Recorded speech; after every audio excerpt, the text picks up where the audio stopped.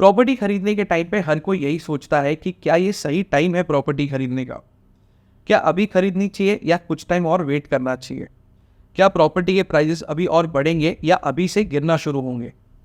Plus builders और brokers इस confusion को और बढ़ा देते हैं। हर दिन नए प्रोजेक्ट लॉन्च होते हैं और बिल्डर्स ये बोलते हैं कि अगर आपने प्रॉपर्टी आज नहीं खरीदी तो फ्यूचर में प्राइसेस और बढ़ जाएंगे। एक ब्रोकर बोलता है कि ये लोकेशन बहुत ही ज़बरदस्त ग्रो करेगी, तो दूसरा ब्रोकर बोलता है कि वो लोकेशन सुपर ऑसम है। अल्टीमेटली एक बायर का सबसे बड़ा क्वेश्चन ये है कि मैं अभी क्या करूं। इस कंफ्यूजन से आपको सिर्फ एक ही चीज़ बचा सकती है, वो है understanding about real estate market cycles. अगर आपको ये समझ में आता है कि प्रॉपर्टी के प्राइसेस कब बढ़ते हैं, कब गिरते हैं और कैसे मूव करते हैं, तो आप ये डिसाइड कर पाओगे कि आपको अभी मार्केट में इन्वेस्ट करना चाहिए या नहीं। आज मैं इंडियन रियल एस्टेट मार्केट की साइकिल्स डिस्कस करूंगा और ये नॉलेज आपको एक बेटर इन्फॉर्म्ड डिसीजन लेने में हेल्प करेगी। Hello everyone, I am Rohan Bhardwaj and शुरू करते हैं आज का वीडियो। इसके पहले कि हम रियल एस्टेट मार्केट साइकिल देखें, ये जानना ज़रूरी है कि क्या फैक्टर्स हैं जो प्रॉपर्टी मार्केट को अफेक्ट करते हैं। अगर हम एकदम मैक्रो लेवल पे बात करें तो कंट्री की इकोनॉमी कैसा परफॉर्म कर रही है, जीडीपी कितना है, इन्फ्लेशन रेट कितना है, बैंक का लेंडिंग रेट क्या है, जॉब मार्केट कैसा परफॉर्म कर रही है, ग्लोबली पॉलिटिकल और इकोनॉमिक सिचुएशन कैसी है, ये सभी फैक्टर्स प्रॉपर्टी मार्केट को अफेक्ट करते हैं।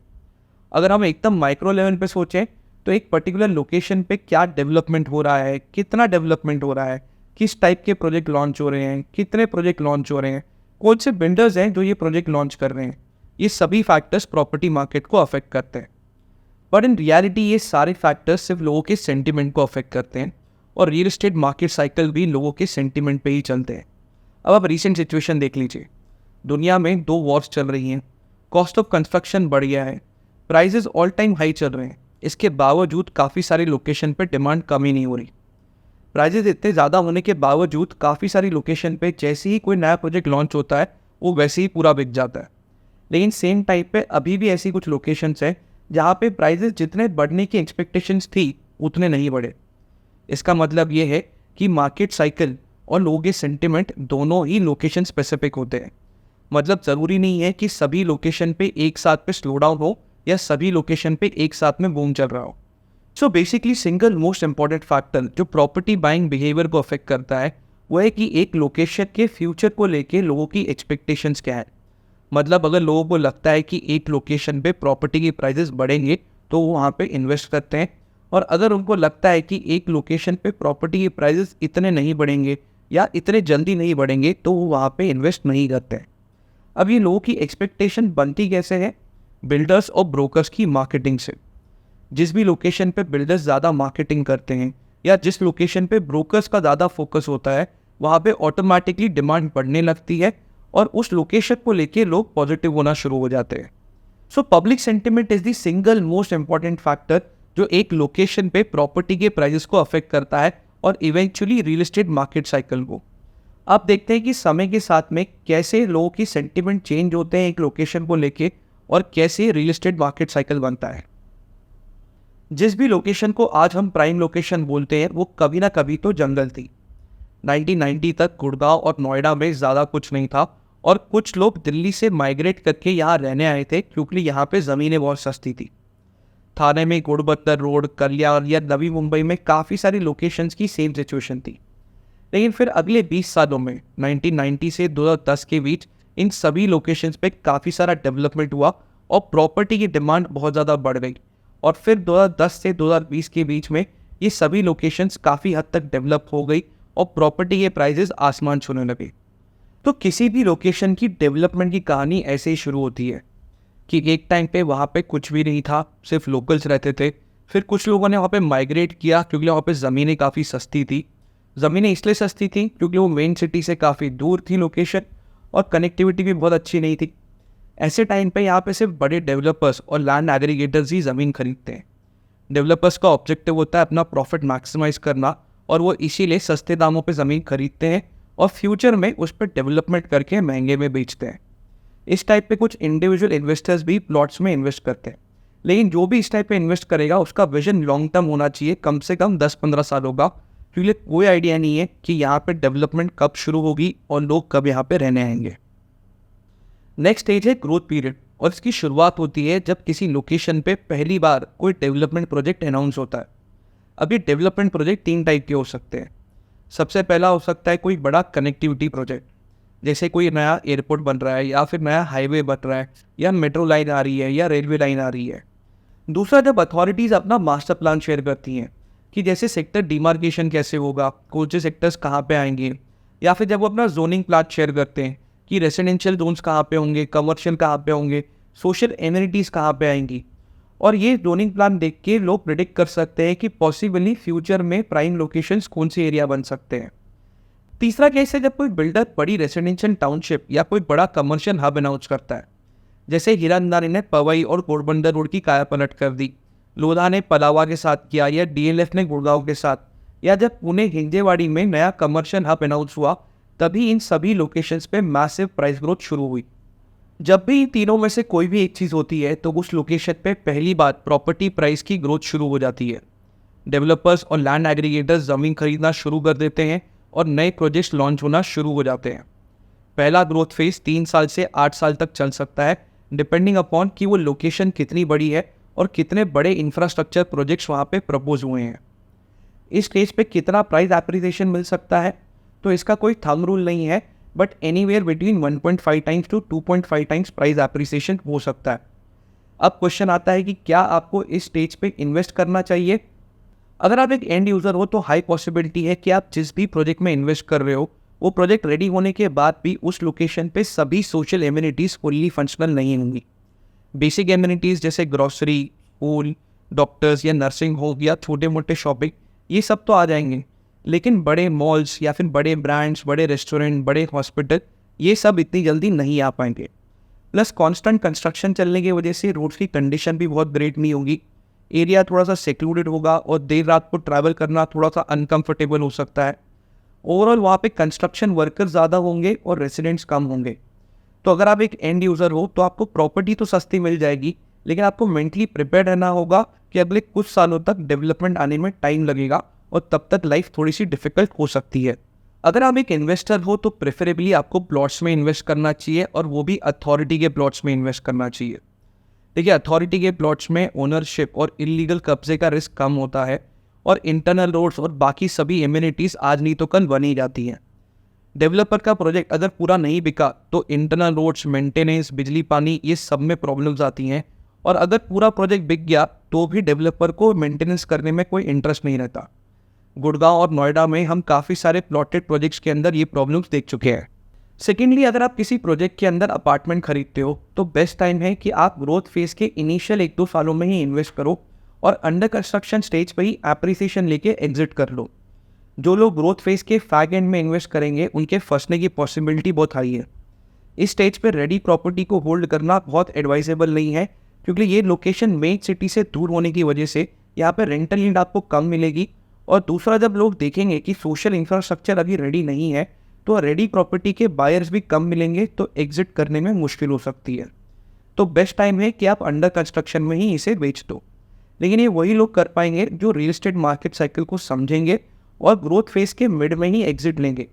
जो लोग ग्रोथ फेज के एंड में इन्वेस्ट करेंगे उनके फंसने की पॉसिबिलिटी बहुत हाई है। अब ये कैसे पता चलेगा कि ग्रोथ फेज का एंड आने वाला है, तो इसके काफ़ी सारे साइंस होते हैं, लेकिन ये अपने आप में ही एक बहुत डिटेल टॉपिक है, इसलिए मैं इसको अलग से किसी दिन कवर करूँगा। और आज के लिए हम सिर्फ मार्केट साइकिल्स को डिस्कस करेंगे। पहले ग्रोथ के बाद में आता है पहला स्लो डाउन। अब इस स्लो डाउन के 4 रीजंस होते हैं। ग्रोथ फेज में प्रॉपर्टी के प्राइसेस ज़रूरत से ज़्यादा बढ़ जाने की वजह से लोगों को लगता है कि अब इतनी महंगी प्रॉपर्टीज़ कौन खरीदेगा, मार्केट अब कभी भी क्रैश हो सकती है, और इसीलिए वो अपना बाइंग डिसीजन डिले करते हैं। सेकेंडली, ग्रोथ फेज के अंदर डेवलपर्स हर दिन नए प्रोजेक्ट लॉन्च कर रहे थे। इवेंचुअली मार्केट में इन्वेंट्री का ओवर सप्लाई हो जाता है और न्यू प्रोजेक्ट में सेल्स स्लो हो जाती है। तीसरा, भारत में कोई भी इंफ्रा प्रोजेक्ट कभी भी टाइम से कंप्लीट नहीं होता, चाहे वो हाईवे हो या मेट्रो लाइन का कंस्ट्रक्शन, किसी ना किसी रीज़न की वजह से वो डिले हो ही जाता है। जब एक इंफ्रा प्रोजेक्ट डिले होता है तो लोगों का सेंटिमेंट नेगेटिव हो जाता है। लोग बोलते हैं कि जब ये इंफ्रा प्रोजेक्ट कंप्लीट होने वाला होगा तब हम इन्वेस्ट करेंगे। फाइनली, जब भी ग्रोथ आती है तो ग्रोथ इन्वेस्टर्स ही लेके आते हैं। इतने हाई प्राइजेस पे इन्वेस्टर्स और पैसा पंप करना बंद कर देते हैं और इवेंचुअली न्यू लॉन्च में सेल्स स्लो हो जाती है। अब यूजुअली पहली ग्रोथ के बाद में इनमें से 3-4 चीज़ें एक साथ होती हैं, जिससे मार्केट में लोगों का सेंटिमेंट नेगेटिव हो जाता है। और इस केस में दो पॉसिबिलिटीज़ होती हैं। पहला, मार्केट में स्लो डाउन आ जाएगा, मतलब प्रॉपर्टी प्राइस ग्रोथ बहुत ही स्लो हो जाएगी और अगले कुछ सालों के लिए प्रॉपर्टी के प्राइसेस सिर्फ इन्फ्लेशन के अकॉर्डिंग ही बढ़ेंगे। या दूसरा, मार्केट में क्रैश आ जाएगा और प्रॉपर्टी के प्राइसेस गिर जाएंगे। अब मार्केट में क्रैश सिर्फ तभी आता है जब बिल्डर्स फाइनेंशियल फ्रॉड करते हैं। जब बिल्डर्स फाइनेंशियल फ्रॉड करते हैं तो प्रोजेक्ट डिले हो जाते हैं और लोगों का पैसा फंस जाता है। इस केस में पूरी मार्केट का सेंटिमेंट नेगेटिव हो जाता है और तभी मार्केट में क्रैश आता है और प्रॉपर्टी के प्राइसेस गिरते हैं। अदरवाइज मार्केट में सिर्फ स्लो डाउन आता है, जहाँ पे बायर्स कम हो जाते हैं, इन्वेंट्री ज़्यादा हो जाती है, बिल्डर्स के बीच अपना प्रोडक्ट बेचने के लिए कंपटीशन बढ़ जाता है और वो ज़्यादा ऑफर्स और डिस्काउंट्स देते हैं और वो प्राइस बढ़ाने से डरते हैं क्योंकि उनको लगता है कि अगर प्राइस बढ़ाया तो कहीं पूरी सेल्स ही ख़त्म ना हो जाए। अब ये फेज़ यूजुअली 3 से 7 साल तक चल सकता है, depending upon other economic situation and the size of the location. अब क्वेश्चन आता है कि क्या आपको इस स्टेज पे इन्वेस्ट करना चाहिए। तो आइडियली आपको इस स्टेज पे इन्वेस्ट नहीं करना चाहिए क्योंकि प्रॉपर्टी की प्राइस ग्रोथ बहुत ही कम है, तो इसलिए आपको खास प्रॉफिट नहीं होगा और आप वो सेम पैसा कहीं और इन्वेस्ट करके ज़्यादा प्रॉफिट कमा सकते हो। लेकिन अगर आप एक एंड यूज़र हो और आपके बजट में आपको कोई चीज़ पसंद आ रही है, आप उस लोकेशन से भी कंफर्टेबल हो, आपको लगता है कि आप वहाँ पर रह सकते हो, तो आपको वो प्रॉपर्टी खरीद लेनी चाहिए क्योंकि एक बार स्लो डाउन खत्म हो गया तो मार्केट में फिर से तेज़ी आएगी और तब शायद ये सेम घर खरीदना बहुत ही मुश्किल हो जाएगा। स्लो डाउन के बाद आता है रिकवरी का फेज, जहाँ पे डिमांड फिर से रिवाइव होना शुरू होती है और जिसके इमीडिएटली बाद आ जाता है द बिग बूम। अब ये रिकवरी और बिग बूम के बीच में यूजुअली बहुत ज़्यादा गैप नहीं होता। अब इस स्टेज को 3 फैक्टर्स ड्राइव करते हैं। सबसे पहला कि डीले के बाद में फाइनली जब इंफ्रा प्रोजेक्ट वहाँ पे कंप्लीट होने वाला होता है तो मार्केट में फिर से एक ऑप्टिमिज्म आ जाता है। लोगों को लगता है कि अब ये लोकेशन रहने लायक हो जाएगी, बहुत सारे लोग यहाँ पे अभी अपना घर शिफ्ट करेंगे और इस वजह से डिमांड फिर से बढ़ने लगती है और बिल्डर्स अपने न्यू लॉन्चेस में प्राइस बढ़ाना शुरू कर देते हैं। सेकेंडली, स्लो डाउन पीरियड में डेवलपर्स ने न्यू लॉन्च करना कम कर दिया था, जिस वजह से अभी इन्वेंट्री सप्लाई लिमिटेड हो जाती है। तो अब जैसे ही कोई नया लॉन्च आता है तो वो तुरंत बिक जाता है। अब ये देख के लोगों को भी लगने लगता है कि इस लोकेशन पे कुछ बड़ा होने वाला है, यहाँ पे डिमांड बहुत बढ़ने वाली है और इसी देखा देखी में जब भी कोई नया लॉन्च आता है तो लोग उस पर टूट पड़ते हैं और इसे देख के बिल्डर्स अपना प्राइस कंटिन्यूसली बढ़ाते जाते हैं। फाइनली तीसरा रीज़न है कि स्लो डाउन में जिन लोगों ने अपना परचेज डिसीजन डिले किया था, अपना डिसीजन होल्ड किया था, वो अब फिर से मार्केट में निकलते हैं अपना घर खरीदने के लिए। जिन इन्वेस्टर्स ने स्लो डाउन पीरियड में मार्केट एग्जिट कर दी थी, वो अब ग्रोथ देख के फिर से मार्केट में इन्वेस्ट करना शुरू करते हैं और इस वजह से फिर से एक ग्रोथ शुरू हो जाती है। इस पेज में फिर से 50% से 150% तक प्राइसेस बढ़ सकते हैं, डिपेंडिंग अपॉन कि वहाँ पे कितने प्रोजेक्ट्स लॉन्च हो रहे हैं, किस कैटेगरी के प्रोजेक्ट लॉन्च हो रहे हैं, कौन से बिल्डर्स वहाँ पे प्रोजेक्ट लॉन्च कर रहे हैं। अगेन ये पूरा सिचुएशनल है और हर जगह पे सेम ग्रोथ नहीं होगी। ये फेज 3 से 7 साल तक चल सकता है। मतलब जब यहाँ पे पहली बार कोई प्रोजेक्ट अनाउंस हुआ था, जब यहाँ पे पहली बार कोई डेवलपमेंट प्रोजेक्ट प्रपोज हुआ था, वहाँ से इस स्टेज के पीक तक पहुँचने में 10 से 20 साल लग सकते हैं। अगेन डिपेंडिंग अपॉन कि वो लोकेलिटी कितनी बड़ी है, वहाँ पे कितना बड़ा लैंड पार्सल अवेलेबल है, कितना बड़ा डेवलपमेंट प्रोजेक्ट वहाँ पे प्रपोज किया गया था और किस कैटेगरी के बिल्डर्स वहाँ पे अपने रेसिडेंशियल प्रोजेक्ट्स लेके आए। अब यहाँ पे फिर से क्वेश्चन आता है कि क्या आपको इस स्टेज पे इन्वेस्ट करना चाहिए। तो डेफिनेटली इन्वेस्ट करना चाहिए। इनफैक्ट एंड यूजर्स और इन्वेस्टर्स दोनों के लिए ही ये बेस्ट टाइम है इन्वेस्ट करने के लिए। एंड यूजर्स को ऑलमोस्ट रेडी लोकेलिटी मिल जाती है विथ डेवलपिंग सोशल इंफ्रास्ट्रक्चर, और इन्वेस्टर्स अगर इस फेज़ की स्टार्टिंग या मिड में इन्वेस्ट करते हैं तो उनको बहुत ही अच्छा कैपिटल एप्रिसिएशन मिलेगा। लेकिन अगर वो इस फेज़ के एंड में भी इन्वेस्ट करते हैं तो उनको एक डिसेंट प्रॉफिट कमाने के लिए थोड़ा टाइम वेट करना होगा, लेकिन थोड़े टाइम के बाद उनको एक बहुत ही बढ़िया फिक्स्ड रेंटल इनकम मिल सकती है। बूम के बाद आता है पीरियड ऑफ सस्टेन्ड ग्रोथ। अब बूम पीरियड के एंड में 2 चीज़ें होती हैं। पहला, पब्लिक और सोशल इंफ्रास्ट्रक्चर रेडी हो जाता है और दूसरा, प्रॉपर्टी के प्राइजेस फिर से बहुत ज़्यादा हो जाते हैं, जिस वजह से इन्वेस्टर्स जो मार्केट में ग्रोथ ड्राइव कर रहे थे वो एग्जिट ले लेते हैं। डिमांड थोड़ी सी कम हो जाती है, जिस वजह से बिल्डर्स भी नए प्रोजेक्ट लॉन्च करना थोड़ा कम कर देते हैं और मार्केट एंड यूज़र ड्रिवन हो जाती है।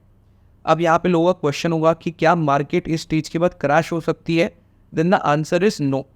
यूजुअली इस स्टेज पर मार्केट क्रैश नहीं कर सकती, क्योंकि जब भी कोई लोकेशन कम्प्लीटली रेडी हो जाती है और मार्केट एंड यूज़र ड्रिवन हो जाती है तो उस लोकेशन पे मार्केट क्रैश करने की पॉसिबिलिटी बहुत ही कम होती है, लेकिन प्राइस ग्रोथ बहुत ही स्लो हो जाती है। तो अब क्वेश्चन आता है कि ये प्राइस ग्रोथ और कितनी होगी और कब तक चलेगी। तो ये डिपेंड करता है कि उस लोकेशन पे और कितना लैंड अवेलेबल है नए प्रोजेक्ट लॉन्च करने के लिए, और हर साल कितने नए प्रोजेक्ट्स वहाँ पे लॉन्च हो रहे हैं। देखिए, रियलिटी तो ये है कि किसी भी प्रॉपर्टी का प्राइस इतना ज़्यादा बढ़ने का कोई लॉजिकल रीज़न नहीं है। हाँ, कॉस्ट ऑफ कंस्ट्रक्शन बढ़ा है, इन्फ्लेशन है, लेकिन इसके बावजूद भी बिल्डर्स ने प्रॉपर्टी के प्राइजेस बहुत ज़्यादा बढ़ा दिए हैं। और ये कैसे बढ़ाए हैं?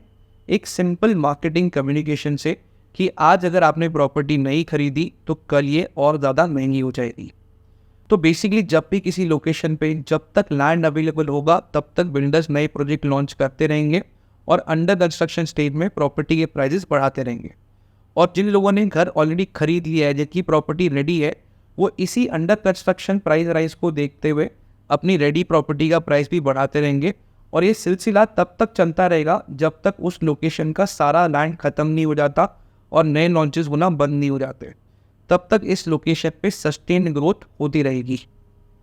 अब फिर से वही पुराना क्वेश्चन कि क्या आपको इस स्टेज पे इन्वेस्ट करना चाहिए। तो अगर आप एक एंड यूज़र हो तो ऑब्वियसली आपको इस स्टेज पे प्रॉपर्टी बहुत ही महंगी मिलेगी, लेकिन उसके साथ में आपको रेडी सोशल और पब्लिक इंफ्रास्ट्रक्चर मिलेगा। लेकिन अगर आप एक इन्वेस्टर हो तो इस स्टेज पे आपको बहुत अच्छा कैपिटल एप्रिसिएशन नहीं मिलेगा। उससे बेटर ये है कि आप किसी डेवलपिंग लोकेशन पे इन्वेस्ट करो जहाँ पे आपको जल्दी अच्छा कैपिटल एप्रिसिएशन मिलेगा, क्योंकि यहाँ पे प्राइस ग्रोथ होने में काफ़ी टाइम लग सकता है।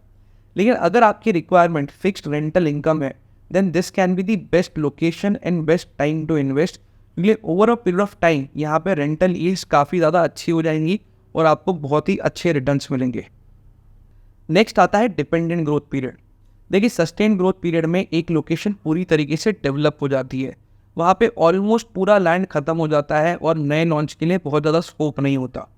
अब ऐसे स्टेज में इस लोकेशन की प्राइस ग्रोथ डिपेंड करेगी on the growth of any other developing location. देखिए, जैसे मैंने पहले बोला कि price growth majorly builders drive करते हैं, लेकिन जब एक लोकेशन पे लैंड ही खत्म हो जाएगा, कोई नए प्रोजेक्ट ही नहीं आएंगे, तो उसकी कोई मार्केटिंग ही नहीं होगी, उसके बारे में कोई बात ही नहीं करेगा।